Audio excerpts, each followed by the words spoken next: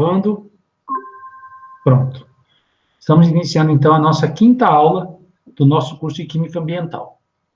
Até agora, a gente viu especificamente temas relacionados com a química ambiental, notadamente aqueles relacionados com descarte de substâncias, e especificamente, nessa aula de hoje, a gente vai falar das águas do nosso planeta. Ou seja, água é um bem, é um recurso muito importante, que é um recurso que, apesar de a gente ter muita água no mundo, a maior parte dela não é potável, ou não está disponível para ser bebida, tá? Vamos dar uma olhadinha aqui na apresentação para vocês irem se ambientando com esse tema. Deixa eu ver aqui.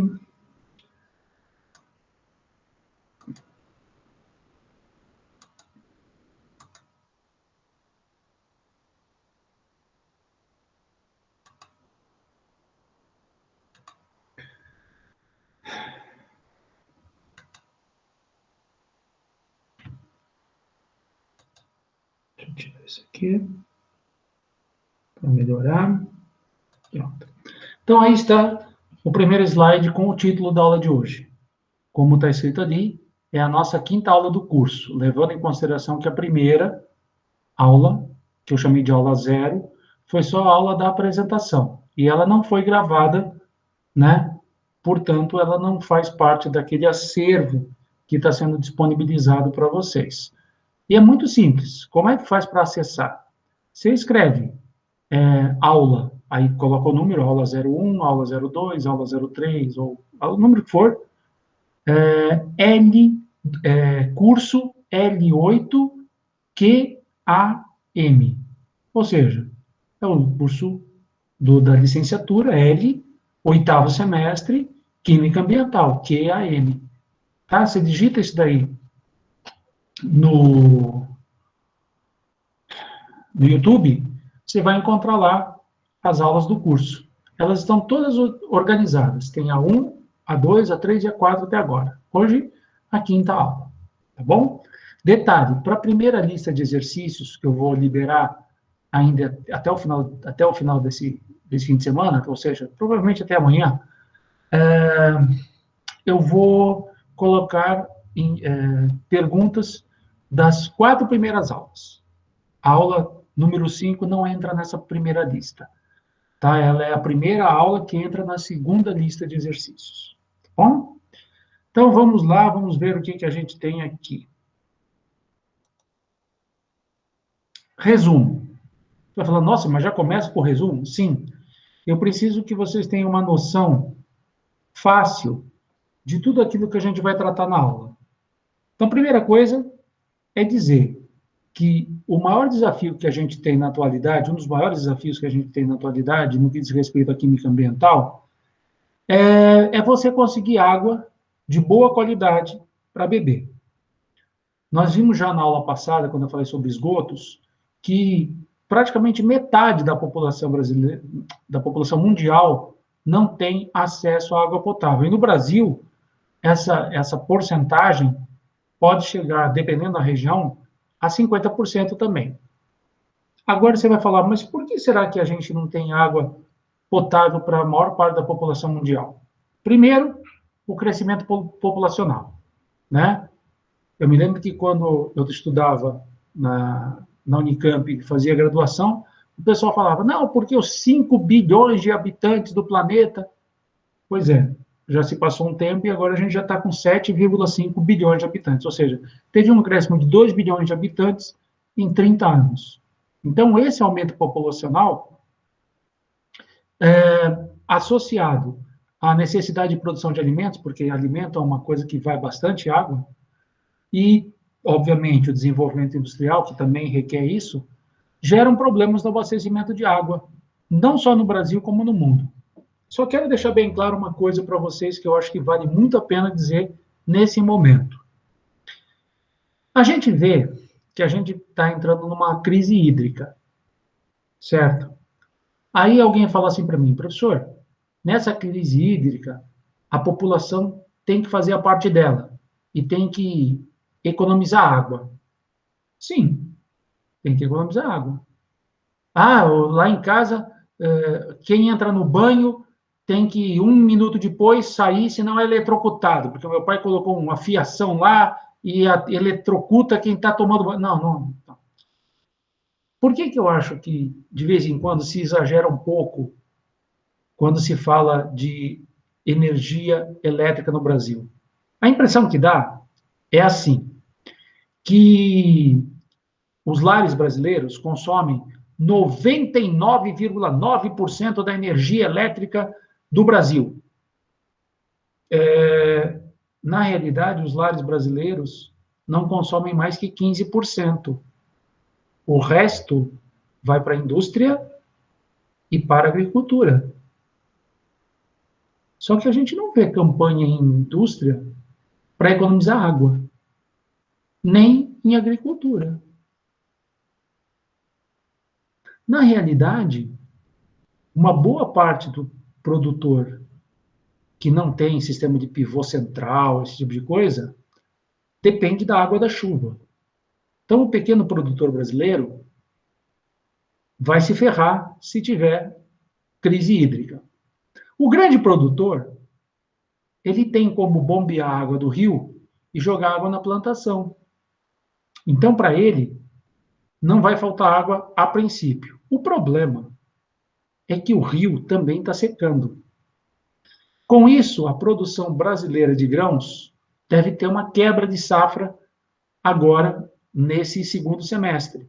Consequentemente, tendo menos o que colher, tem menos para vender. E o preço internacional ainda está bem atrativo. Ou seja, tudo aquilo que é produzido é vendido para o exterior. De tal forma que a gente vai continuar pagando caro e até mais caro por alimentos como arroz e feijão. Tá? Antigamente, o Brasil tinha estoque regulador. Quando começava a ter esse problema, liberavam os estoques reguladores e dava jeito. Só que de uns anos para cá, especificamente de 2019 para frente, os estoques reguladores deixaram de ser controlados. Então, se faltar comida, vai faltar. E se tiver que gente passar fome, vai passar. Tudo porque falta planejamento. E a falta de planejamento é algo que é endêmico no Brasil. O Brasil sofre desse mal em todas as esferas de poder, no nível municipal, estadual e federal. Tá?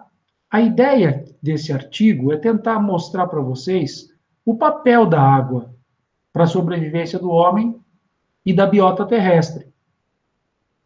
É importante que você entenda que água representa no nosso corpo em torno de 71% de tudo que a gente tem no corpo. Então, se uma pessoa tem 100 quilos, 71 quilos são de água.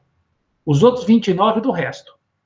Tá? Mas a gente tem bastante água. Isso também é bom, né? Porque o calor específico é alto, a variação de temperatura é mais bem controlada. Então, água é algo fundamental para a sobrevivência dos seres vivos no planeta.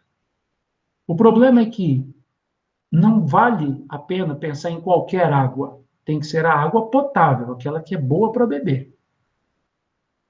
Até aí, perguntas e dúvidas. Tudo bem? Vocês conseguem entender isso? Hoje eu sei que eu não tenho o Isaac, então a quantidade de perguntas vai ser muito pequena. Tudo bem, né, Jéssica? Tá bom. Vamos em frente, então. Vamos passar para o próximo slide. Olha só quais são os pontos mais importantes do texto do professor Marco Grassi. Primeiro, a gente precisa conhecer algumas propriedades mais importantes da água na Terra. Precisa se preocupar com as formas de uso desse recurso e entre as principais fontes de poluição que nós temos no mundo, no que diz respeito à água. E tem que ser discutida a importância do tratamento de água na melhoria da qualidade de vida da população mundial. Isso é o que a gente vai ver hoje. Vamos começar falando um pouquinho sobre a água potável. Água potável, de boa qualidade, é fundamental para a saúde e o bem-estar humano. A gente acabou de falar isso e fica muito claro que sem água de boa qualidade, a pessoa não tem condição de sobreviver. Aliás, não só, eu falo pessoa, mas tenho que falar de seres vivos em geral, tá? A maioria da população não tem acesso à água potável. Bebe água de poço, o poço pode estar contaminado ou não.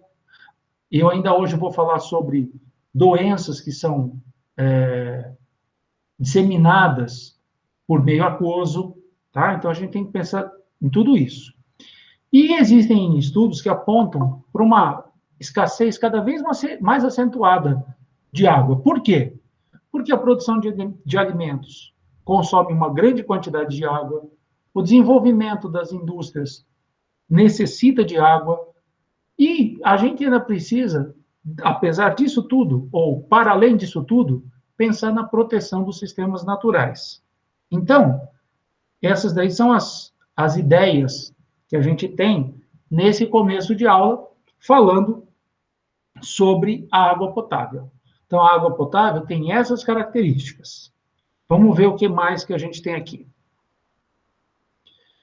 Para exercer essas atividades, quais são? Indústria, comércio, tá? Especialistas estimam que o consumo no mínimo seja de pelo menos 1.000 metros cúbicos por ano por pessoa. Você vai falar assim, 1.000 metros cúbicos é uma caixa d'água. Exatamente. Se você tiver um consumo mínimo de 1.000 metros cúbicos por ano por pessoa, você vai estar atendendo às necessidades básicas de uma pessoa. Ou seja, ela vai ter direito a tomar um banho por dia, um banho curto, a cozinhar, a lavar roupa, e ainda assim, você pensando em 1.000 metros cúbicos, ou seja, em uma caixa d'água, né? Perdão, desculpe, em 1.000 metros cúbicos, em 1.000 caixas d'água, você vai falar assim, ah, mas eu não gasto tudo isso. O problema é que você compra uma calça jeans. E a calça jeans, para ser fabricada, vai muito, muito, muito, um volume muito grande de água, né? Por quê? A calça jeans é feita de algodão. Em geral, o algodão se dá bem em solo arenoso. Você tem que ter uma irrigação fortíssima para você ter o desenvolvimento do algodão. Então, 1.000 metros cúbicos, gente, são 1.000 caixas d'água, tá? Aí você fala, nossa, mas uma pessoa vai consumir 1.000 caixas d'água? Vai. Quando você consome um bife, o bife vem do boi. O boi também precisa de água para viver. E a quantidade de água necessária para você fazer um bife é muito grande. Cerca de 30 países, em sua maioria africanos, se encontram abaixo desse valor. Ou seja, a gente viu naquela primeira aula, quando eu mostrei aquelas duas fotografias da família de refugiados no Chad e a família inglesa que mora no interior da Inglaterra, a gente viu que o consumo é diferente. Então, associa aí duas coisas. Primeiro, o fato de não haver água para consumir. E segundo, quando tem, eles não têm condição de consumir acima de 1.000 metros cúbicos por ano por pessoa. Você vai falar assim, professor, mas 1.000 metros cúbicos não é muito? Eu repito, a gente está levando em consideração todo o processo produtivo, tá? Também leva em consideração aquilo que a pessoa usa no dia a dia. Só para você ter uma ideia, no dia a dia, a gente consome, para tomar um banho e tal, algo em torno de 110 litros por dia, tá? Então, em 9 dias, dá 1 metro cúbico. Vai, em 10 dias. Em um mês dá 3 metros cúbicos. Em um ano dá 36 metros cúbicos. Então, para as necessidades diárias, desses 1.000 metros, 36 é para você cuidar do seu corpo. Agora, na sua casa não vive só você. Vamos imaginar que você mora com mais 3 pessoas, já dão 4. 4 vezes 36 vai dar 144 metros cúbicos por ano para o grupo de pessoas. São 4, eu multipliquei por 4. Então, aí você está percebendo que, à medida que você aumenta a população na sua casa, você também aumenta o consumo de água. Então, por que eu estou fazendo essa comparação? Porque você tem que pensar, se aumenta a população na sua casa, aumenta o consumo de água. Se aumenta a população no mundo, aumenta o consumo de água. Como a água é um recurso mal distribuído, tem gente que tem muito, tem gente que não tem nada, você pode gerar problemas como uma guerra por água. Muitas das guerras que a gente tem atualmente são guerras por poços de água e não de petróleo, tá? É importante isso. Estou fazendo aqui um desenho, estou aqui mostrando 3 fotografias diferentes que eu tirei da internet. Eu estou mostrando aqui Pequim, e aqui é um desenho, perdão, desenho não, é uma foto da parte tecnológica de Pequim, uma cidade com aproximadamente 21,5 milhões de habitantes. Aqui do lado, Cidade do México, que é uma cidade plana e grande, muito grande. O problema maior da Cidade do México tem 2 problemas graves, né? Um é o terreno, que vive afundando, porque é kárstico, né? E o segundo, que é uma cidade que é pouco verticalizada. Então, é uma cidade que você tem que, às vezes, andar 4 horas para sair da sua casa e chegar no centro da cidade para trabalhar. Tá? E aí, do lado, também tem Mumbai, na Índia. E aqui tem uma... Eu tirei essa foto porque é muito interessante. Você tem um grande bairro econômico do lado de uma grande favela. E isso daqui lembra muito a maior parte das cidades grandes do mundo, onde você tem uma desigualdade muito grande. Ah, professor, qual que é o que há de comum entre Pequim, Cidade do México e Mumbai? As 3 explotam água subterrânea. Ou seja, a água que os habitantes bebem não vem de rio ou de mar, vem do subsolo. No caso da Cidade do México, o pior de tudo é que eles tiram a água do subsolo e o subsolo, por ser cástico, afunda. A própria igreja, que está no centro da Cidade do México, ela tinha uma escadaria, se eu não me engano, de 18 degraus. Hoje ela tem uma escadaria de 3 degraus, porque 15 já afundaram. Ou seja, você retira água do subsolo, da parte subterrânea, e se você não tem um apoio do que está em cima, na hora que você tirou a água de baixo, o negócio começa a afundar. Então, eu quero chamar a atenção de vocês, porque Pequim, Cidade do México e Mumbai, na Índia, são 3 cidades grandes e todas elas dependem da explotação de água subterrânea. Explotar é um verbo que significa retirar.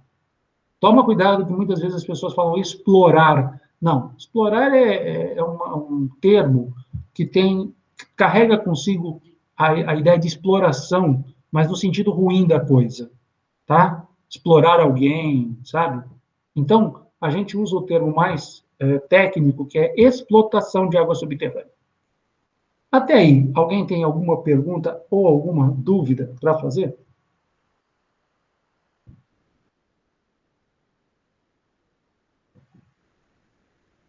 Perguntas e dúvidas? Não. Lembrando que aqui no estado de São Paulo, a gente tem aquela região mais ao norte, que basicamente começa ali na região de Ribeirão Preto, vai até São José do Rio Preto. Aquela região é muito dependente de água subterrânea. Tá? Existem poços de 1.200, 1.300 metros de profundidade que retira a água do aquífero Guarani, cuja zona de recarga está lá no Pantanal, e simplesmente, se por acaso não tiver um controle rigoroso, 2 coisas podem acontecer. primeiro, você pode perder esse aquífero, né? Segundo, você pode contaminar esse aquífero dependendo do como você trata o aquífero. Como é que você pode perder o aquífero? Você pode perder por contaminação ou por falta de recarga. Só que tem uma coisa, a água que cai no Pantanal, que chove no Pantanal, e que entra, e que vai pelas rochas, né, formar o aquífero Guarani, ela se desloca numa velocidade muito baixa, tá? Então, a recarga não é uma coisa tão simples. Tem que tomar cuidado, porque muitas vezes quando a gente fala zona de recarga do aquífero, as pessoas acham assim, choveu, já... Não, não é assim. Às vezes, o deslocamento de 1.000 quilômetros num aquífero demora 100.000 anos. Então, tem que tomar cuidado, porque a rocha é porosa, ela permite a percolação da água, mas existe um limite para isso. Vamos em frente.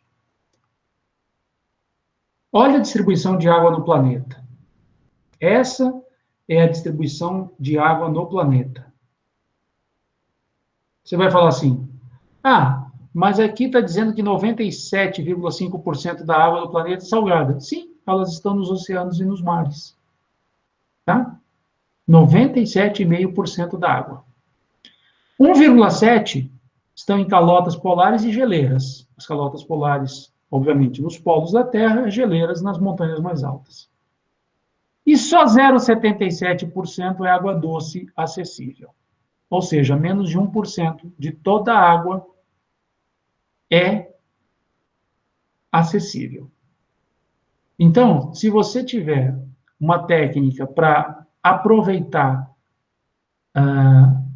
água de geleira, legal. Eu me lembro de uns anos atrás que o pessoal lá em Israel falou que eu não sei se era em Israel ou na Arábia Saudita, eles queriam rebocar um iceberg do polo até lá e fazer água com o gelo derretido. Você vai falar assim, nossa, mas que absurdo. Não, não é absurdo, porque como eles não têm água na região, fica difícil para eles conseguirem. Às vezes, a gente acha que o terreno, por ser muito árido, ele não tem rios, né? Então, tem que tomar cuidado com isso. Às vezes, você tem um deserto, mas você tem grandes rios subterrâneos no deserto. O deserto do Saara, existem algumas regiões no deserto do Saara que existem grandes rios. Só que os rios não estão na superfície, estão a 200 metros de profundidade. Então, para você chegar a ter essa água, você teria que fazer uma perfuração de um poço para poder chegar nesse rio e conseguir captar a água. Só que a água que está ali, em geral, não é uma água muito boa de beber. Então, você tem que tratar antes de beber. E aí é que está o grande problema. Se você vai gastar dinheiro para captar uma água que não tem qualidade boa, então tenta conseguir essa água no rio. Na África se faz assim. Na África, a maior parte da captação de água ocorre em rios. Aqui no Brasil também tem bastante locais onde você capta água de rios e lagos. Por exemplo, no Peru, existe um experimento que é muito interessante. Eles perceberam que durante principalmente início de manhã, batia uma brisa do oceano na direção da Cordilheira dos Andes. E era uma névoa. Essa névoa são milhões e milhões de gotinhas de água. Aí eles pensaram, se a gente colocar uma tela metálica, toda vez que a gotinha bater ali, ela vai perder energia, né? E vai se depositar nessa tela. Com o passar do tempo, a gotinha aumenta de tamanho e forma uma gota, que escorre pela tela e vai ser captada para poder depois ser servida para a população. Você vai falar assim, mas é névoa é pouco. No Peru, eles conseguem até 15 mil metros cúbicos de água em um dia. 15 mil em um dia, tá? Com essas telas. Ou seja, é um local que você pode conseguir água a partir dessa névoa, dessa neblina matinal. Existem locais no mesmo país aonde você vai passeando de carro, você vê casa, aí você acha a casa estranha, porque você olha a casa e você fala assim, puxa, eu não estou conseguindo ver a laje superior. Aí você vai na casa e você entra na casa, você olha para cima, não tem telhado. Aí você fala, nossa, mas por que não tem telhado? Aí o cara fala, pô, já faz assim, faz 50 anos que não chove nessa região. 50 anos. Existem locais na região do deserto do Atacama que são 120 anos sem uma gota de chuva. Tá? Então, você imagina o que é uma crise hídrica. Tá? Eu estou falando isso porque muitas vezes as pessoas falam, no Brasil, quando chegar aí o verão, vai chover bastante e vai recompor a água dos. O problema é que a gente tem grandes gastos. E, como eu falei, 15% da água é consumida nos lares, 85% é na agricultura e nas indústrias. Então, quando você pensa em fazer a sua parte, você sabe que você está mexendo naqueles 15% e não nos 85% que deveria ser mexido e ser tratados a sério. O problema é que ninguém vai parar a produção da fábrica. Ninguém vai parar a produção de alimentos. Quem é mais afetado com a crise hídrica, quem é mais afetado, a falta de chuvas, melhor dizendo, é o pequeno produtor. O grande produtor consegue retirar a água do rio, né, e bombear para os pivôs centrais para poder hidratar os seus vegetais. É importante que você entenda que mesmo esses caras estão percebendo que o nível de água está baixando, e aí eles têm que caminhar mais com esses pivôs, não com os pivôs em si, né, com a mangueira dos pivôs, até conseguir água no rio que está mais para frente. Alguns já retrocederam, alguns reservatórios retrocederam 500 metros. Então, antes a água estava aqui, agora você tem que andar mais 500 metros para poder chegar na água. Tá? Então, é tudo isso que você tem que pensar. Você está criando isso por aquecimento global, você tem uma série de outros fatores, que é a falta de chuva. Essa falta de chuva, ela, muitas vezes a pessoa fala assim, a falta de chuva faz com que o Nordeste brasileiro seja muito seco. Tá. Vamos pensar numa das cidades que mais chove no Brasil. Chama-se Natividade da Serra. Fica perto de São Paulo. É onde está onde o Tietê nasce. A nascente do Tietê está em Natividade da Serra. Em Natividade da Serra, chove, em média, 4.600, 4.800 milímetros por ano. Você vai falar, opa, 400 milímetros por ano, 4.400 milímetros por ano, 4.800 milímetros por ano, significa 400 milímetros por mês, né?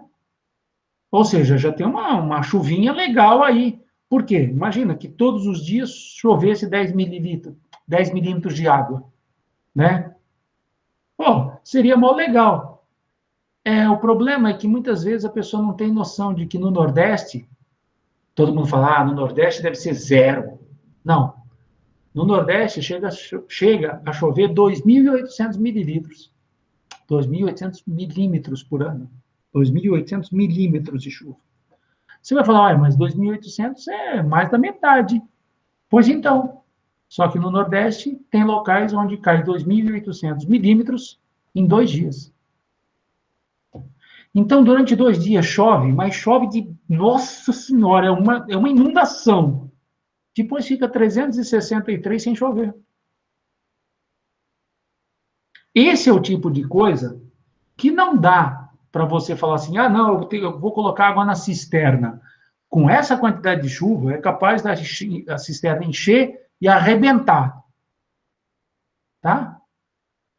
Eu estou fazendo isso aqui como uma brincadeira, uma provocação. Não vai arrebentar. Mas o problema é, a chuva é mal distribuída. Então, essa péssima distribuição de chuva em algumas regiões do Nordeste, como chove pouco ao resto do ano, né, e o solo seca rápido, você vai olhar e falar, nossa, como o povo é sofrido com falta de água. Às vezes a água vem e vem tudo em 2 dias e fica o ano inteiro sem chover. No caso do lado da região andina, você tem no deserto do Atacama uma baixíssima pluviosidade. Então a água tem que ser conseguida de outro método, por outro método. Ah, mas a gente tem um lago, o Lago Titicaca. Tá. Você acha então que o lago vai dar conta da população que mora perto dele? Detalhe, esse lago vai secando, o fundo do Lago Titicaca é povoado por uma grande quantidade de sapos. É, existem espécies que são endêmicas daquela região. Só existem ali. E elas vivem no fundo do lago. Se esse lago seca, o desequilíbrio ecológico vai ser muito pior do que a falta de água que ele vai proporcionar. Tá? Então, eu estou citando isso porque eu gostaria que vocês entendessem que água pode até ter no mundo. Aliás, 97,5% está no oceano. Se a gente conseguir dessalinizar a água do mar, beleza. Né? Tem osmose reversa, tem um monte de processos que conseguem isso. O lance é, a que custo que a gente consegue isso? Perguntas e dúvidas. Perguntas e dúvidas. Serra, Fala. exato. Bom, lá no Nordeste, um dos problemas que além da irregularidade de chuva, é que a água mais superficial, na maioria dos casos, é salgada, né? Salobra, né? Isso pode acontecer por 2 motivos. Pela composição do solo, tá? Ou então pelo fato de você ter a água dissolvendo sais que estão na superfície, só que como o terreno é arenoso, a água desce e acaba sobrando uma certa umidadezinha na parte de cima. Essa água úmida, ela demora para evaporar. Só que quando ela evapora, ela deixa uma camada de sal. Então, essa salubridade acontece basicamente por 2 mecanismos. Tá? O primeiro é o fato de você ter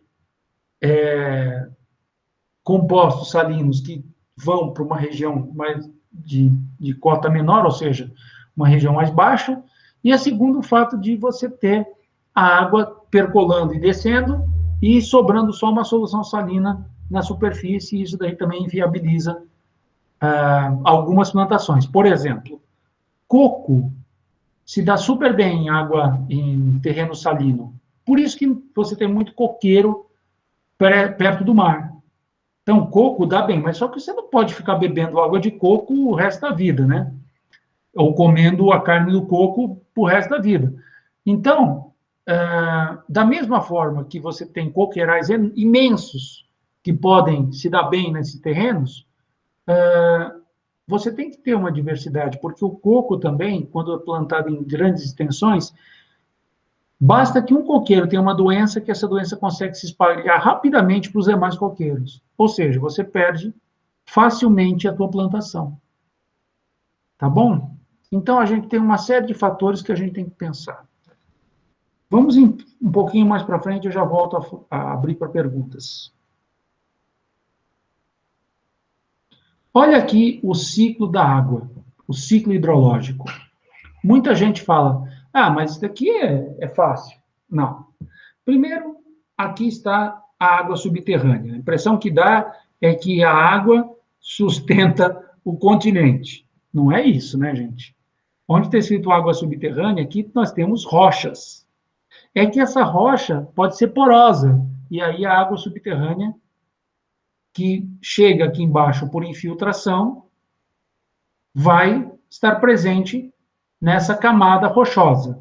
Detalhe importante é que as geleiras podem derreter ou pode chover e tudo que está aqui em cima pode ser absorvido pelos vegetais ou ir para reservatórios e lagos, tá? Que pode ser rios também. O que acontece é que com os rios a gente tem o escoamento superficial. E aí, os rios, a tendência da água dos rios é desembocar no mar, né? Mesmo quando a gente pega como exemplo o rio Tietê ele nasce em Natividade da Serra, perto da capital paulista. Só que ele corre para o interior, porque o nosso continente, né, aqui na região de São Paulo, ele tem uma chamada depressão periférica, que é uma linha que vai ali na região de Bauru, Água de São Pedro e tal. E o que acontece é que a água superficial, os rios, correm naquele sentido. Passam pela depressão e vão desaguar lá no Rio Paraná. Aí você vai falar assim, professor, quer dizer que o Rio Tietê, uma boa parte da água do Tietê vai para o Paraná? Sim. Aí o Paraná vai se juntar com outros rios e vai dar origem ao Rio da Prata. E se você analisar o Rio da Prata, você vai ver que ele tem quase tanta água quanto o Amazonas. Você vai falar, então quer dizer que uma gotinha de água que surge perto de São Paulo pode ir parar perto do Polo Sul? Pode. Pode sim. Então, esse escoamento, você vai falar assim, qual que é a altitude em São Paulo? Tá? Em São Paulo a altitude é de 1.200 metros, ali perto da região do Pico de Jaraguá. Tá? O Rio Paraná está a 600 metros em relação ao nível do mar. Eu falo, nossa, então quer dizer que aqui perto do litoral de São Paulo tem uma grande barreira que se chama Serra do Mar. Exatamente. Por isso que existia uma série chamada A Muralha, que era como os portugueses se referiam à Serra do Mar. Porque imagina você chegar com a sua caravela, encontrar baías para onde você podia parar a caravela, só que atrás dessa baía tinha uma grande muralha, um grande morrão. Para você conseguir passar esse morro, você tinha que achar um jeito. Os índios conheciam o jeito. Os caminhos de Paranapiacaba, por exemplo, né? Que era como os índios conseguiam subir. Eles também tinham outros caminhos, tinha um caminho que saía da região de Cananéia, né?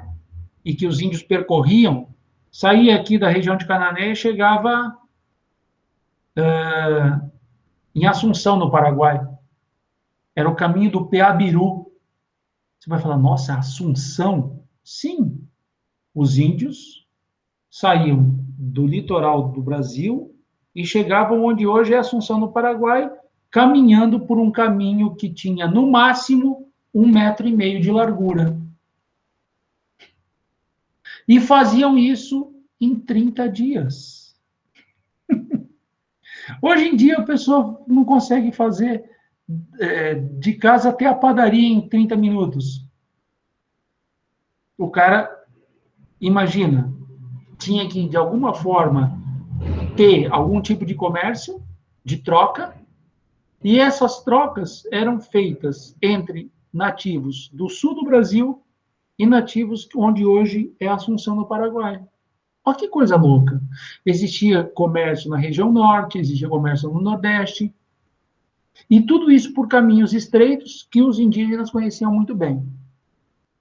E eu estou falando isso porque quando você imagina que o cara subiu aquela muralha, né? Chegou no alto da Serra do Mar, dali até o Rio Paraná é só descida.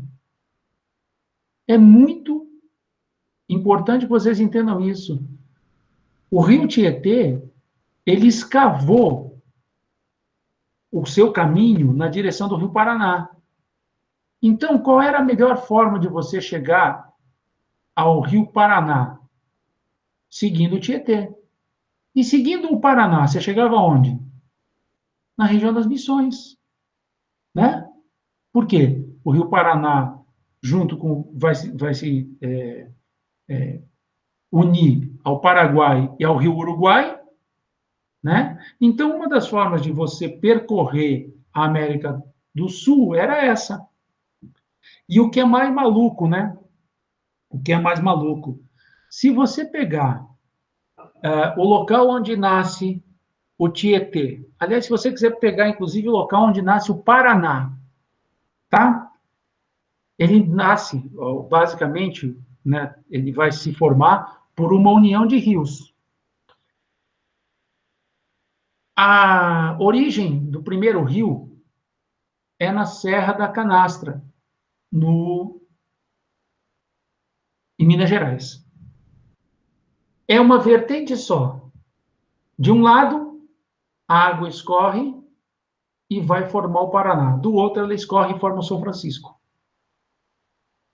Se você conseguisse navegar pelo São Francisco até a origem dele, até o momento onde está a nascente dele, e passasse o morro para o outro lado, com a canoa, você ia conseguir navegar da nascente do Rio Paraná até onde hoje é Buenos Aires. Se você olha isso do ponto de vista cartográfico, é como se o Brasil fosse dividido em duas partes. O São Francisco vai até um ponto, daquele ponto começa o rio Paraná, que vai até a Argentina. Então, se você conseguir juntar essas duas nascentes, é como se você tivesse uma ilha. Então, onde você tem toda a parte sul do Nordeste, todo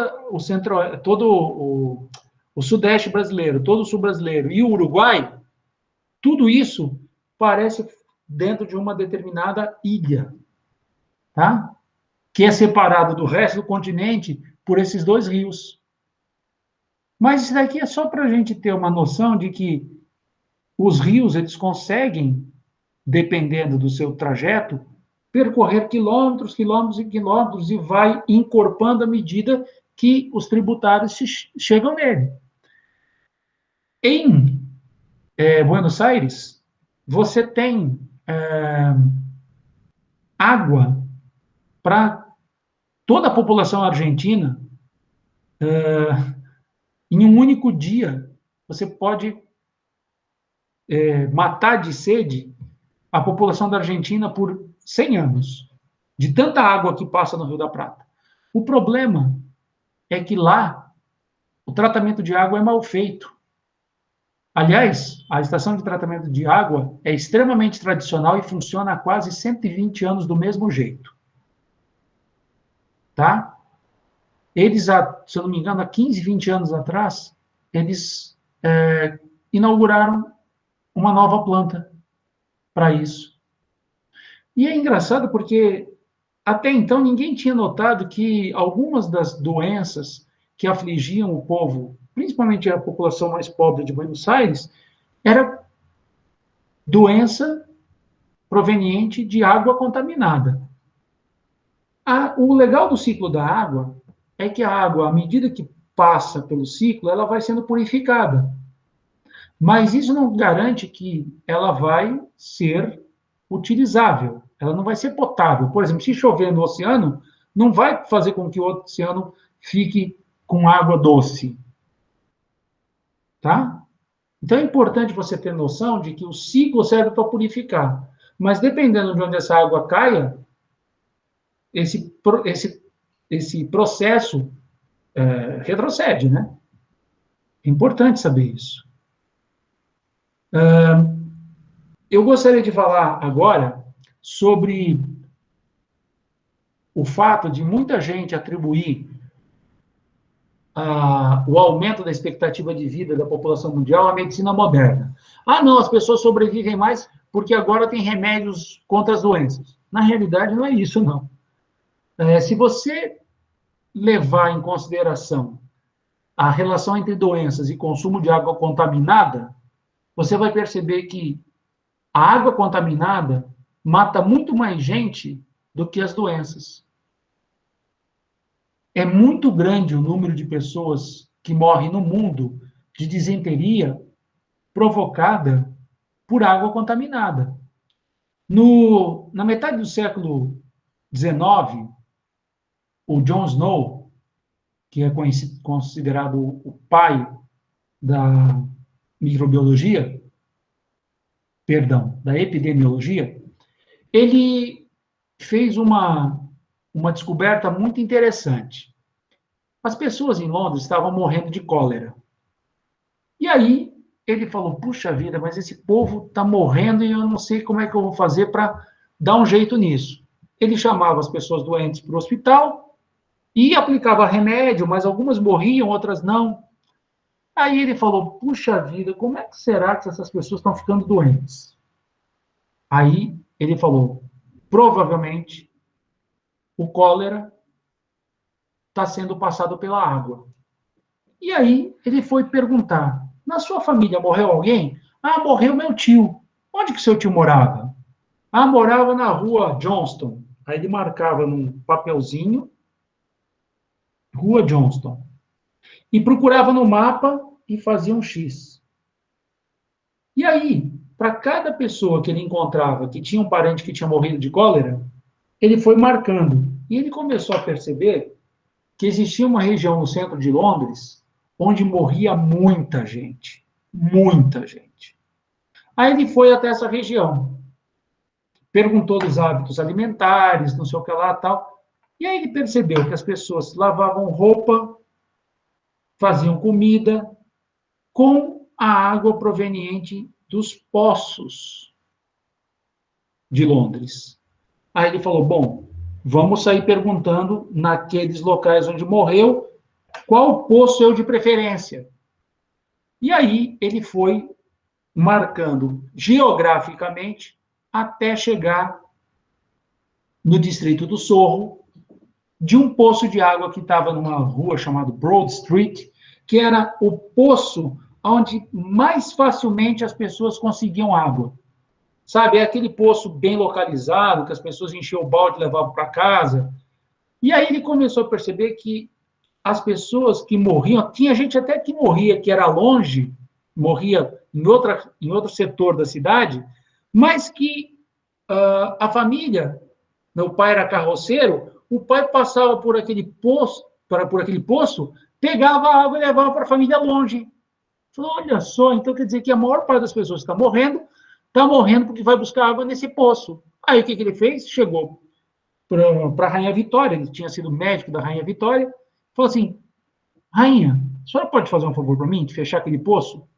Aí ela falou: poxa, mas aí a população vai ficar brava comigo, eu vou fechar o poço. Pede para fechar. Em 15 dias, o número de pessoas que morriam de cólera diminuiu absurdamente. Aí ela falou: nossa, era água do poço. Vamos limpar esse poço. Começaram a usar técnicas que a gente usa hoje, né, cloração e tal, para limpar o poço. E aí, o mais interessante foi o fato do John Snow provar que aquela doença chamada cólera era disseminada pela água. Porque até então as pessoas achavam que doença era disseminada pelo ar. Quando muitas vezes você se aproximava de uma pessoa que estava muito doente, o ar exalado por aquela pessoa, você respirava e você contraía a doença. Era chamada teoria miasmática. Com essa teoria sobre a cólera, sobre o cólera, né? O vibrião colérico, ele começou a mudar a forma que as pessoas entendiam o consumo de água. Então, eles começaram a perceber: olha, existem poços que, se tiver algum problema, a gente vai fechar. Ah, mas aí eu vou ficar sem água. A gente dá um jeito de trazer água. Aí começaram a surgir os chamados carros-pipa, que muitas vezes fechava-se um poço, aí o carro-pipa pegava água de outro poço e levava para ser distribuído perto daquele. E é muito interessante porque toda essa história que a gente viu lá em 1854 Na realidade, até hoje a gente faz assim, tá? Quando falta água, a gente coloca o carro-pipa. Quando o poço está contaminado, fecha o poço.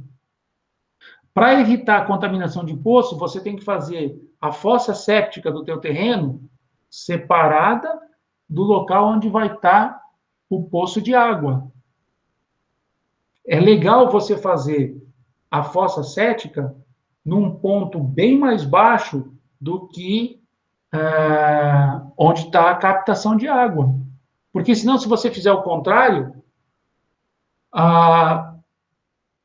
aquela mistura de urina e fezes pode descer para o lençol freático, parar no poço e você consumir material contaminado. Tá? Então, tudo isso, gente, foi criado a partir das descobertas de John Snow. É muito legal isso. Bom, antes de passar para essa informação sobre o esgoto aqui, eu quero saber de vocês se tem alguma pergunta ou alguma dúvida.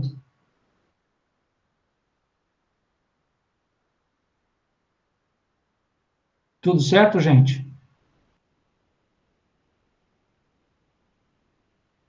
Eu acho que vocês não têm lido os textos.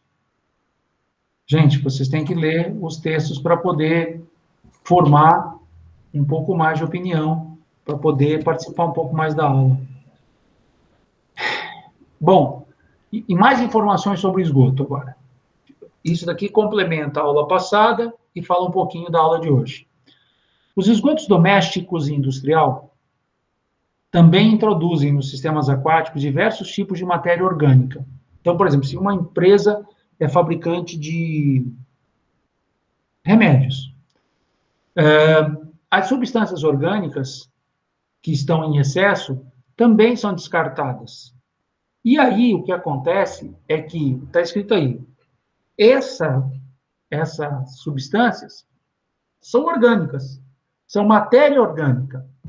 E esse material orgânico, junto com aqueles outros que são descartados no dia a dia, fezes, tal, mais lixo, tudo isso daí pode ser biodegradável. Professor, como é que funciona a ideia de biodegradável? Micro-organismos consomem aquele, entre aspas, lixo, modificam aquela substância e a gente tem um processo de mineralização, ou seja, aqueles compostos são absorvidos pelo solo. Simples. O problema é que muitas vezes você tem a introdução no sistema de uma grande quantidade de compostos que são ricos em fósforo e nitrogênio. É um processo chamado de eutrofização artificial.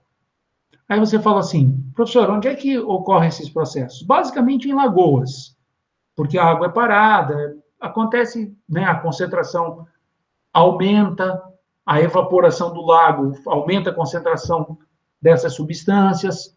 Num rio é mais difícil, porque tem o fluxo de água, né? Mas esses locais, principalmente lagos e lagoas, você tem esse processo de enriquecimento de nutrientes. Você vai falar, nossa, que bom, está enriquecendo os nutrientes. O problema é que quem cresce nas lagoas são as algas. Se a alga crescer, ela vai começar a consumir o oxigênio da água. E aí todos os seres vivos que dependem daquela água vão morrer, principalmente peixes, moluscos, crustáceos, tá? É importante que vocês entendam que não é porque a lagoa está com um processo de enriquecimento de nutrientes que isso é bom. Na realidade, é só bom para a alga. E tem uma outra coisa, se você tiver uma proliferação muito grande de alga, começa a faltar alimento e as algas morrem. Aí pior ainda, porque aí o cheiro também fica uma coisa de outro mundo. Aí você fala, mas não deve ser tão ruim assim. Mas isso aqui deve acontecer em lagoas do Irã. Não. No Brasil acontece isso, e muito. Mesmo porque, se você imaginar, Nós moramos num país tropical. Temperatura é alta, acelera as reações de eutrofização, tá? Eu gostaria de mostrar aqui um slide para explicar melhor esse processo. Os sedimentos, os materiais dissolvidos nos rios, nas casas, né, são colocados em lagoas. Algumas vezes, esse processo de decantação lenta, que é a eutrofização, pode demorar dezenas de anos. Então, naturalmente, ocorre a eutrofização, mas o tempo para ocorrer o processo é muito longo.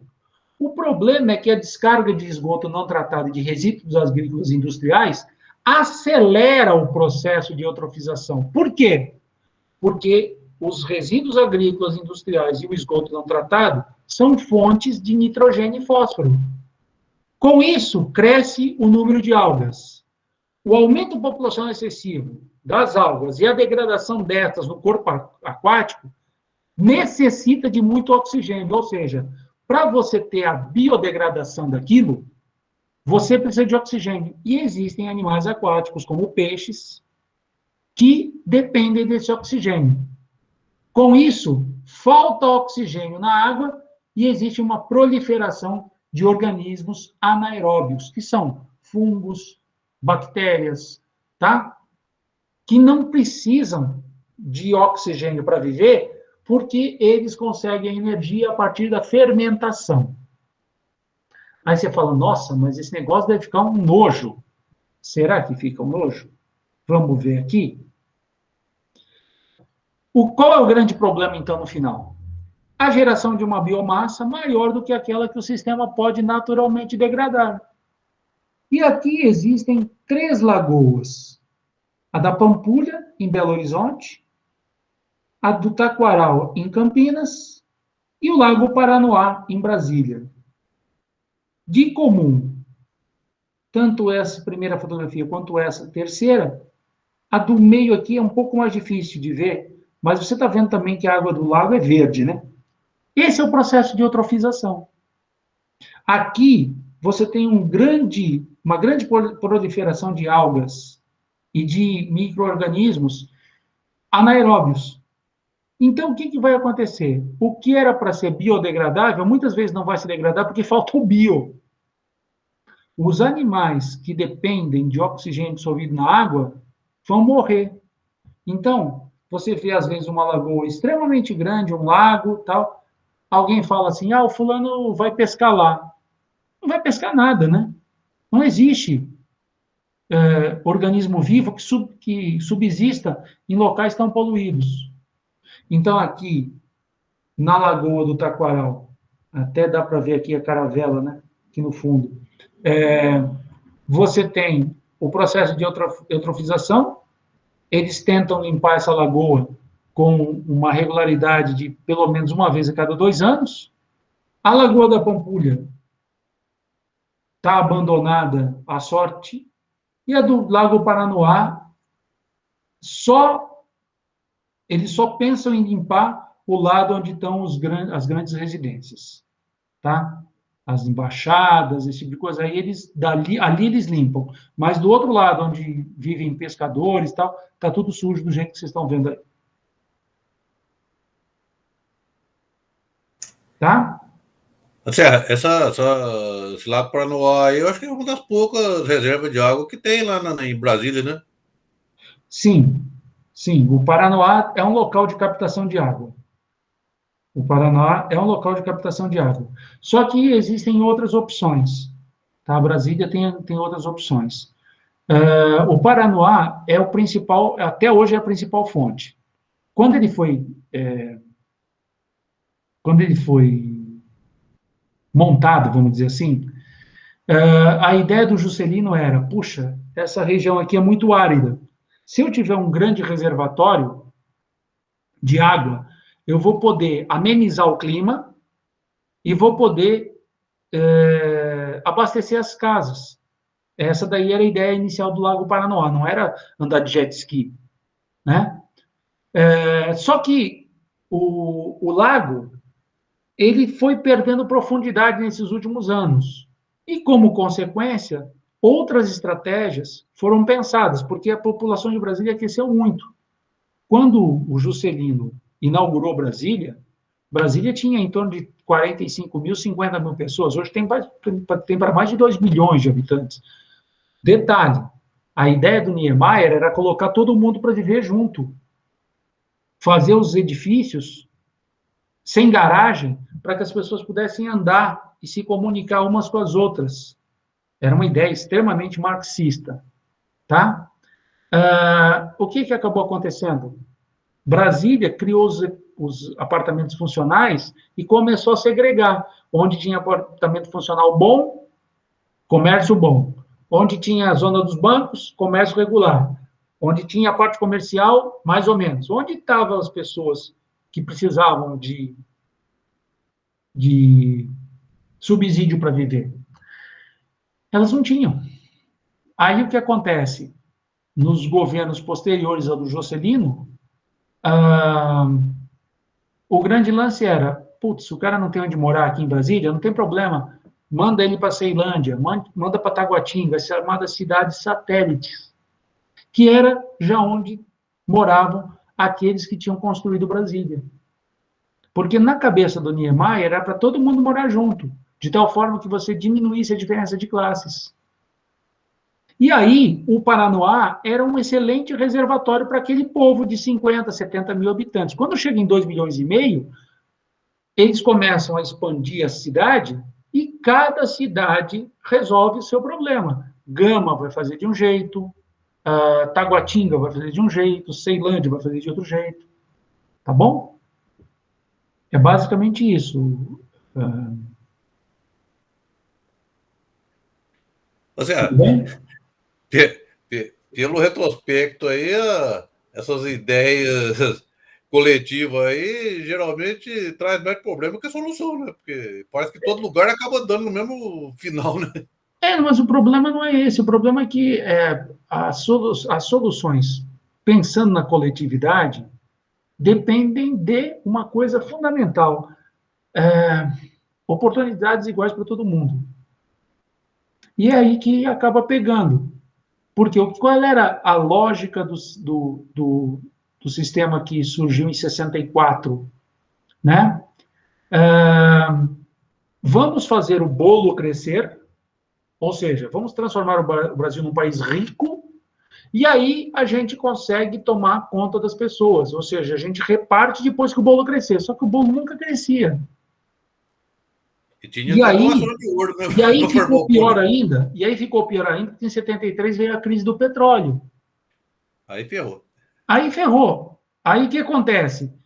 A diferença econômica entre as classes só foi aumentando, a classe média basicamente não existia, ou a pessoa era muito pobre ou era muito rica, né? Principalmente, estou falando de Brasília, tá? Mas pode ser estendido ao Brasil inteiro. E aí as pessoas não tinham como reivindicar, não tinham. Então, o que acontece? Você tinha pessoas dedicadas à política que criavam esquemas para o crescimento econômico e posterior divisão dos lucros. Só que nunca chegava esse momento. Tá? E a mesma coisa se dá com a água.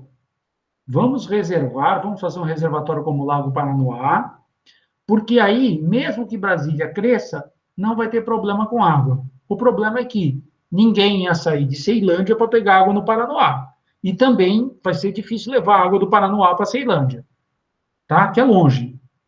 Por exemplo, a cidade que eu conheço, em que dificilmente falta água, é uma cidade do litoral de São Paulo chamada Santos. Santos, onde eu nasci, eles, em 1973, eles fizeram uma previsão legal. Falaram assim, até o ano 2000, Santos vai ter 2 milhões de habitantes. E eles fizeram um sistema de captação de água, de limpeza, com a Sabesp, com grandes grandes, vamos chamar de poços, reservatórios, grandes reservatórios de água. Só que Santos nunca passou de 500 mil habitantes. Mesmo quando está no pico do verão, 700 mil. De tal forma que o que foi projetado para 2 milhões de habitantes nunca foi atingido. Então, nunca falta água em Santos. Porque ao longo do ano, você sempre tem o tratamento de água. Ah, mas onde é que vem essa água? Vem do alto da serra, né? Vem de alguns poços, mas não muito profundo, não muito rasos, tem que ser mais profundo, senão fica contaminado com água salobra, mas principalmente vem do alto da serra. Aquela água que está lá em cima nos reservatórios, como Guarapiranga, descem a serra. E à medida que elas descem a serra, elas passam a gerar energia elétrica na companhia de Henry Borden, no pé da serra, em Cubatão. E essa energia elétrica gerada vai ser suficiente para abastecer toda Cubatão e ainda mais Santos e as cidades do litoral. Então, essa água que vem lá de cima também é captada pela Sabesp, é tratada e é distribuída para a população de Santos. Uma população que eles imaginavam que ia chegar a 2 milhões e que não passa de 500 mil. Certo? Tudo bem? São 10h16. Vamos agora para o final. Eu só vou ter que mudar uma coisinha. Eu estou apresentando isso daqui, agora eu tenho que ir para o texto do Marco Grassi, porque eu queria ler com vocês um trecho e encerrar a aula. Deixa eu só ver como é que eu vou fazer isso. Porque senão eu vou acabar desligando o negócio aqui. Aqui. Fecha. Agora eu vou pegar outra guia. Será que está em uma tela inteira? Uma guia?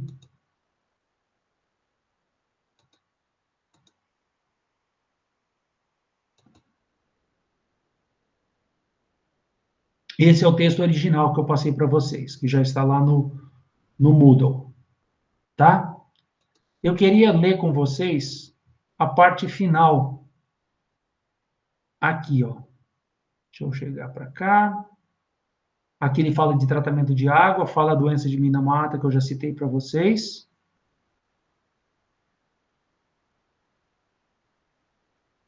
Aqui fala do tratamento de água ainda. Fala sobre os processos de cloração. Aqui, considerações finais. Eu gostaria de ler com vocês alguns trechos dessas considerações finais. Tá? Não vou ler ele inteiro, não. Mas essas considerações finais feitas pelo Marco Grassi são muito interessantes para vocês entenderem como que o saneamento básico foi importante no mundo inteiro. Então, logo no começo, ele fala assim: os avanços conquistados na área de saneamento básico, especialmente no desenvolvimento de técnicas de tratamento de água, têm contribuído para a melhoria da qualidade de vida. Ou seja, aumenta a melhoria da qualidade de vida, diminui o número de mortes causados pelo fato de você não ter água de qualidade. Aqui diz assim, ó, a demanda por água de boa qualidade, tanto de populações rurais quanto urbanas de países menos desenvolvidos, foi identificada pela ONU como o principal desafio mundial existente no início dos anos 80.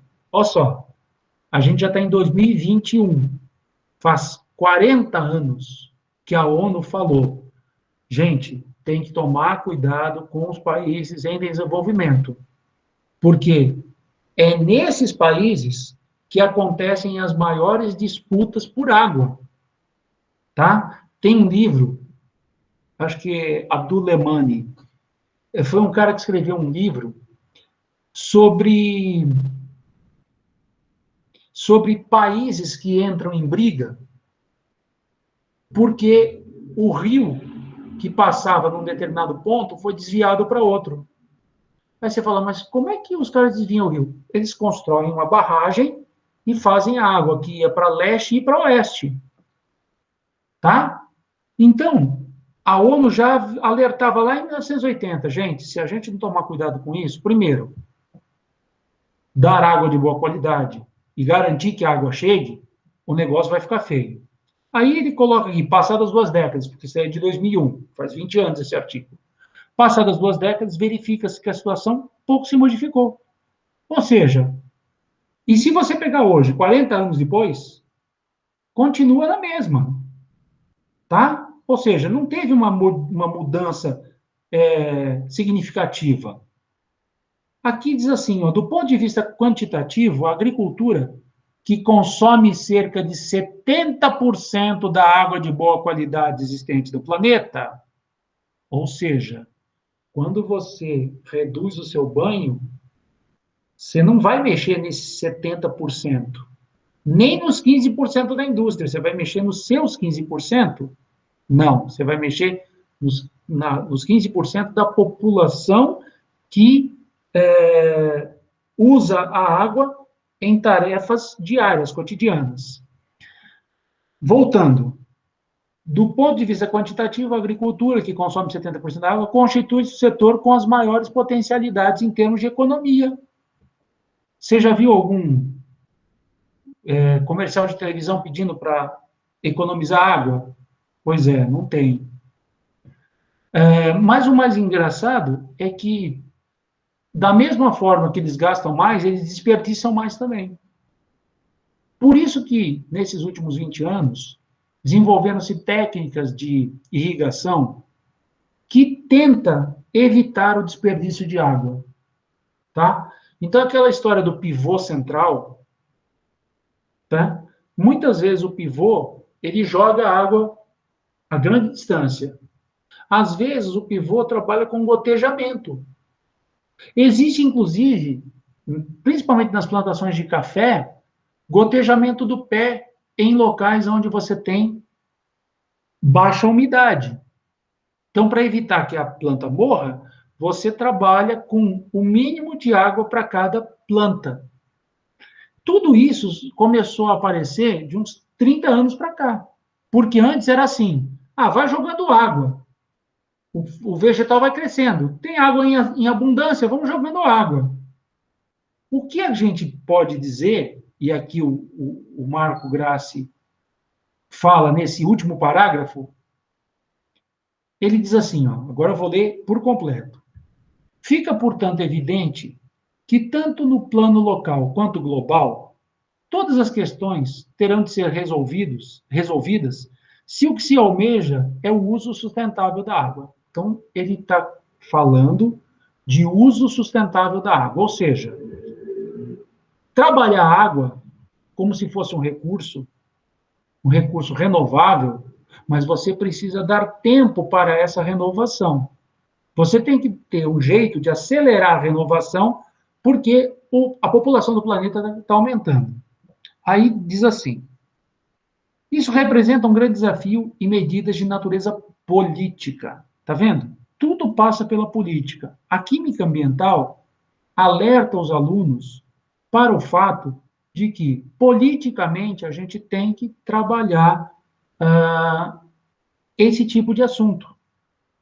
Não quer dizer que eu tenha que ir a Brasília e discutir com o Renan Calheiros alguma coisa, não. Mas se eu puder, de alguma forma, me posicionar politicamente, sem ser assintoso, né, como a briga teve hoje no Congresso, eu acho que é uma forma válida de você defender isso que ele chamou aí de uso sustentável da água.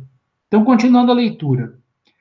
Ao mesmo tempo, novos desafios de natureza científica e tecnológica estão sendo colocados frente à comunidade científica mundial, ou seja, os cientistas têm que dar a sua colaboração na busca por inovações tecnológicas ambientalmente corretas, ou seja, você tem que trabalhar o processo de desinfecção da água, mas você não pode, com isso, gerar um subproduto que vai matar algas num lago.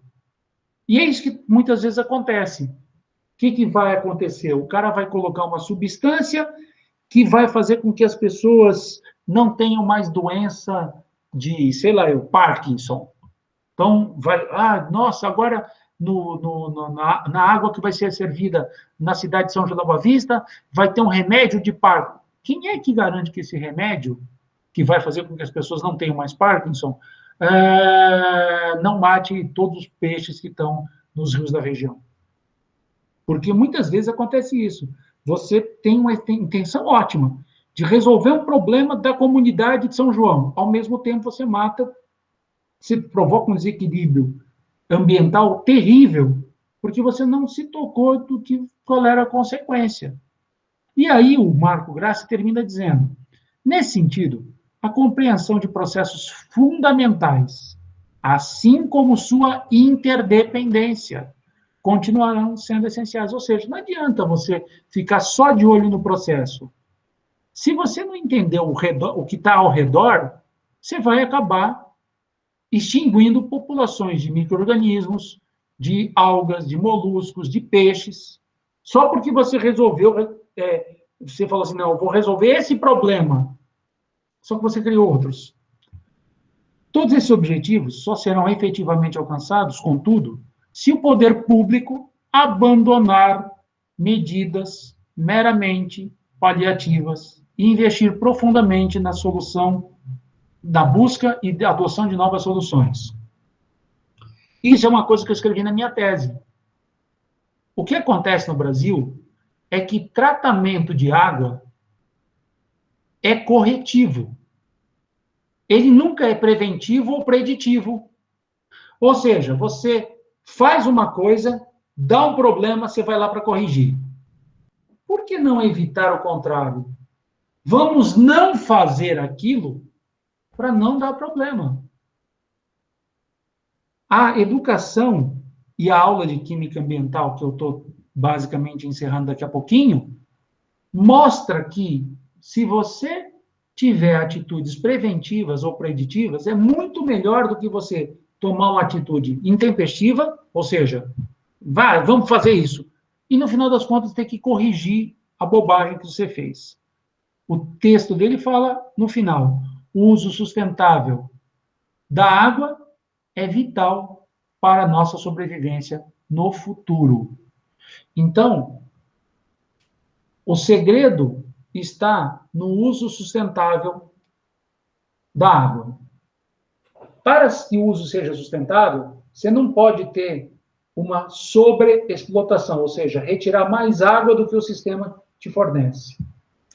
Segundo, você não pode poluir essa água e depois falar, a gente dá um jeito de despoluir. Porque você está gastando dinheiro para despoluir, sendo que se você não tivesse poluído, você não precisava ter feito isso. Entendeu? É fundamental nesse texto vocês entenderem que quando a gente fala de tratamento de água, o tratamento de água é focado numa série de substâncias, mas não em todas. Os contaminantes emergentes não são removidos da água tratada.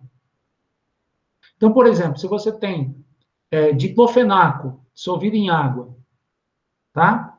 E se por acaso essa água for tratada com cloro, fluoração, não vai adiantar nada, porque o diclofenaco vai continuar dissolvido na água.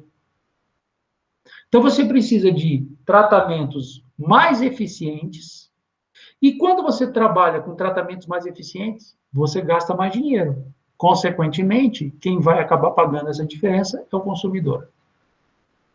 Tudo bem? Bom, gente, últimas perguntas, últimas dúvidas. Eu vou interromper aqui o texto do Marco Grassi. E quero saber de vocês perguntas e dúvidas, por favor. Isaac, fala. Se não me engano, nos Estados Unidos, se não me engano, acho que é Nova York, o pessoal praticamente não trata boa parte da água lá, né? Porque eles têm um sistema lá que eles pagam pro pessoal das nascentes, coisa de 100, 200 quilômetros de distância, manter vegetação e pastagem livre de contaminações nos rios, riachos que nascem por lá, né? Nas nascentes, porque aí a água chega pura para eles lá, né? Então, com isso, não precisa tratamento, né? O que acontece, e aí a gente tem que ficar bem atento a isso, é o seguinte, existem dois tipos de problemas associados a isso. Primeiro, o fato de você ter o local onde tem a captação de água longe da cidade, implica em você transportar essa água, de alguma forma, da nascente até ali. Você pode falar assim, eles fazem isso daí por tubulações higienizadas. Você vai me dizer, então, que a cada 24 horas eles limpam a tubulação toda? Não, não limpam. O que acontece é que, muitas vezes, eles fazem umas coisas que é assim, a água precisa ter uma certa qualidade. Qualidade, tá? Presta atenção nisso. Vamos imaginar que a água pode ter até 1.000 coliformes fecais por mililitro. Estou chutando um número, 1.000. Aquela água que está vindo lá, de 200 quilômetros, ela tem 0 coliformes fecais por mililitro. Você vai falar, poxa, muito melhor do que o que a gente precisa. A legislação fala que é 1.000. Tá. E a água que vem lá do interior é 0. Legal. Só que tem uma água que está saindo, que vai ser jogada no rio, que tem 2.000. Vamos fazer o seguinte, vamos pegar essa água, ao invés de jogar no rio, vamos misturar com aquela que está vindo com 0. Porque 0 mais 2.000 dá 2.000. Dividido por 2 dá 1.000. Você consegue entender? Faz-se uma mistura entre a água extremamente boa e a água que está fora do padrão.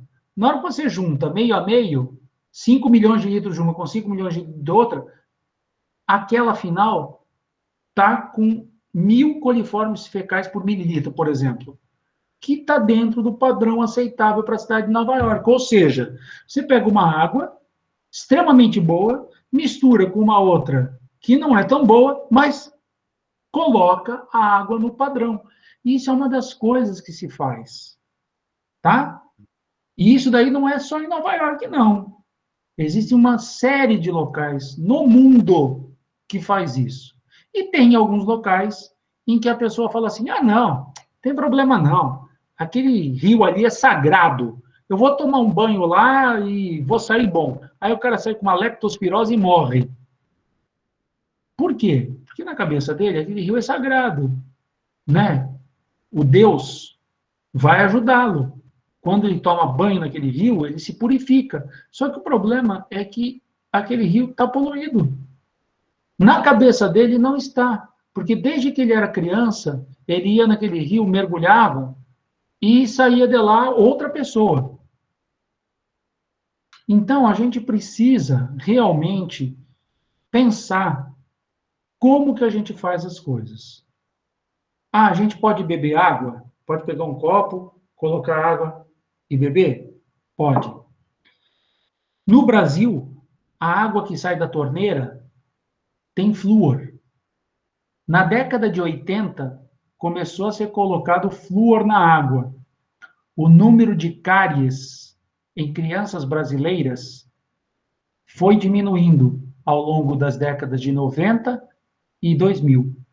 2010 voltou a aumentar. Aí você fala, por quê? Porque simplesmente as pessoas começaram a achar que a água que vinha na torneira não era boa e começaram a beber água engarrafada, que a água engarrafada não tem flúor.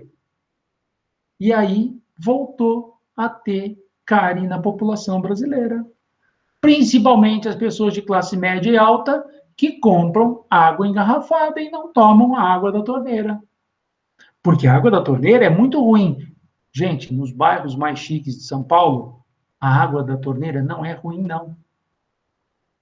Mas eles não bebem água da torneira, eles vão comprar água Perrier, São Lourenço, gaseificada naturalmente, certo? Evan, são águas que o cara pode pagar até R$ 30 uma garrafa. E ela não é fluoretada. Então, o que acontece?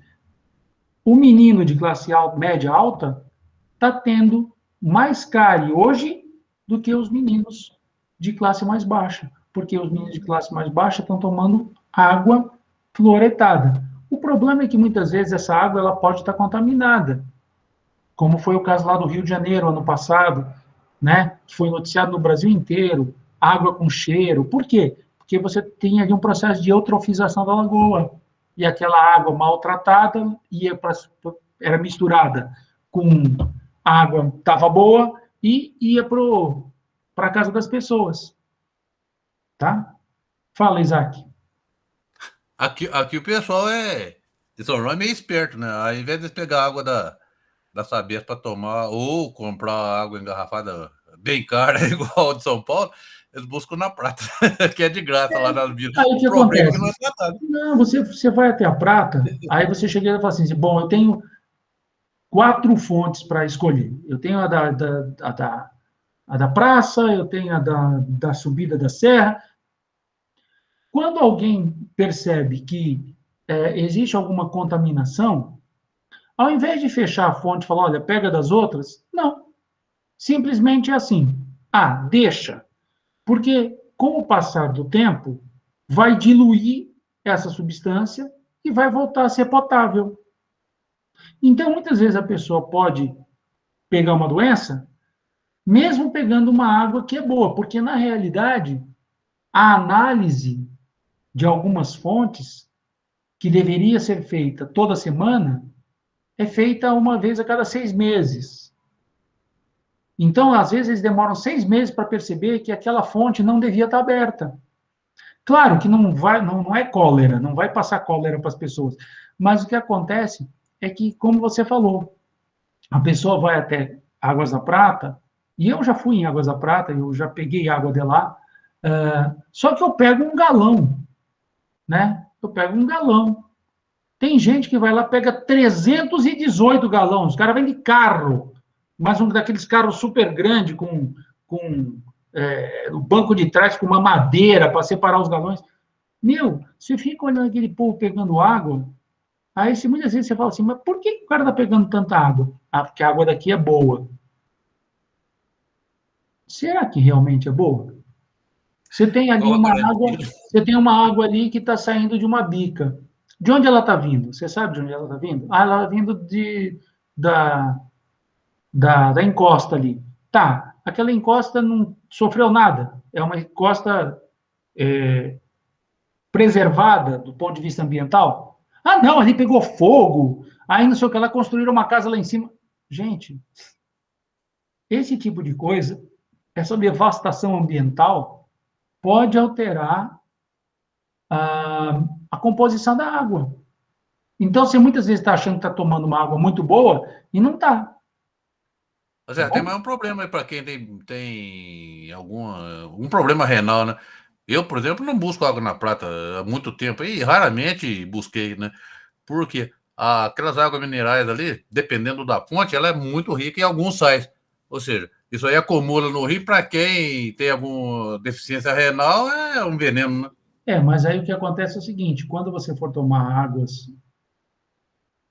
que tem uma certa concentração salina, você tem que primeiro saber qual é a água que você está bebendo. Por exemplo, se você for beber uma água sulfurosa, você vai beber tão pouco, porque o gosto é tão forte, que não vai te dar problema no rim. Agora, se você vai consumir uma água rica em fosfato, e você bebe também muito leite, toma derivado e come derivados de leite, é provável que você vai ter formação de fosfato de cálcio e pedras no rim por conta da combinação do fosfato da água com o cálcio dos derivados de leite. E não é só isso. Uma das coisas que faz com que a pedra no rim apareça é o desbalanceamento entre íons, como a gente fala, os eletrólitos do, do nosso sangue. Gente, uma das coisas que pode fazer com que uma pessoa tenha crise renal é a formação de cálculos renais. E a formação de cálculo renal também se dá quando você tem uma grande quantidade de sódio, porque aí você tem o néfron funcionando diferenciadamente, ele filtra o excesso de outros íons e vai fazer com que a pessoa tenha um cálculo renal. Detalhe importante, mas eu não como cálcio. Gente, não é só o cálcio. Você tem outros íons que podem precipitar na presença de excesso de cloreto de sódio. Então, o que acontece? A pessoa fala, você toma cálcio? Não. Não, porque vou ter pedra no rim. Você consome fosfato? Não, porque a água de Águas da Prata tem muito fosfato, eu não consumo. Você exagera no sódio? Não sei. Aí a pessoa fala, o fulano toma Coca Zero, tem 40 miligramas de sal. Espera um pouquinho. 40 miligramas é 0,04 gramas. O cara chega no almoço, ele pega o saleiro e faz assim, coloca uns 3 gramas de sal na comida e vai falar que o problema foi a Coca Zero que tinha 40 miligramas por litro. Portanto, eu digo para vocês, tudo na vida, tudo que você faz, você tem que fazer pensando. Porque senão você acha que está agindo de uma maneira correta para fazer A e está agindo de uma maneira extremamente incorreta em relação a B. Tá? Por exemplo, você não quer poluir o rio com contaminantes emergentes. Por exemplo, diclofenaco.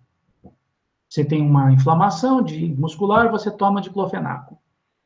Só que tem gente que pega o diclofenaco, enche o copo com leite e bebe e fala, eu tenho que tomar com leite, senão me dá uma azia.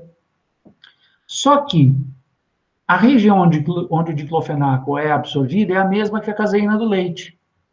Então a caseína vai entrando, o diclofenaco não consegue entrar, faz um efeito menor, ou seja, você não vai conseguir ter um alívio da dor. O excesso de diclofenaco vai sair com as fezes, e essas fezes que as suas fezes estão cheias de diclofenaco, vão parar nos cursos d'água. Ou seja, você vai contaminar inconscientemente o curso d'água com diclofenaco. Por quê? Porque você bebeu o diclofenaco com leite.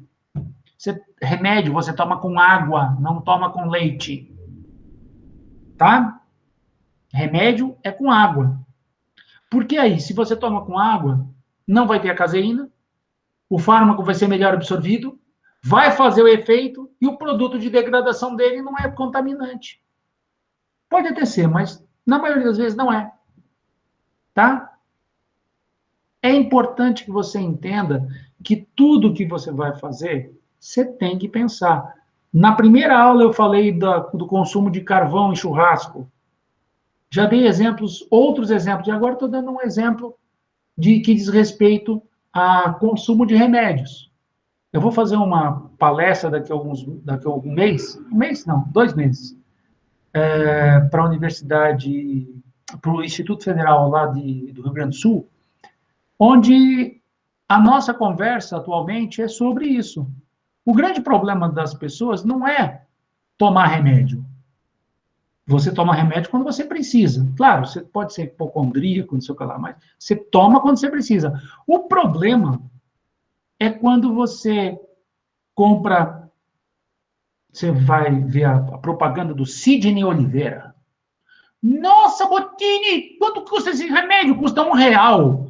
Porra, o seu Sidney Oliveira está fazendo esse remédio para dor de cabeça, caixa com 10 por R$1. Legal, você vai lá e fala, bom, já que é R$1, eu tenho R$10, vou comprar 10 caixas. Urra, velho, 10 caixas de remédio para dor de cabeça. Você tem muita dor de cabeça? Não. Mas por que você comprou 10 caixas de remédio? Tava barato. Essa é a merda. É você comprar remédio porque tá barato. É você ir no médico e o cara falar, olha, o senhor tem que tomar essa cartelinha com 14 ao longo de 7 dias para ficar bom. Aí você toma o primeiro comprimido, o segundo. Então, no primeiro dia já foram 2. No segundo dia, 2. Deu 4. No terceiro dia, você não está mais com febre, não está mais com dor. Você para o tratamento e sobram 10 remédios na cartela. Quando chegar o dia, você vai pegar o papelão, vai jogar no reciclável, vai tirar os comprimidos da cartelinha, vai pegar o plástico, vai jogar no reciclado, e vai pegar os 10 comprimidos, vai colocar no vaso sanitário e vai dar descarga, e vai contaminar todo o rio. Porque você está colocando uma grande quantidade de remédio no vaso sanitário e dando descarga. Ah, mas esse remédio não vai, esse remédio está dissolvido na água, não vai passar pela estação de tratamento de esgoto? Vai. E quem disse que o tratamento de esgoto dá jeito nesses remédios? Não dá. Essas substâncias continuam como contaminantes emergentes e vão para os rios, para os lagos, depois para o solo, porque essa água do rio vai ser usada na plantação de tomate. Tá ok? Gente, 15 para as 11. Desculpe ter passado do tempo. Eu vou agora interromper a gravação. Interromper a gravação.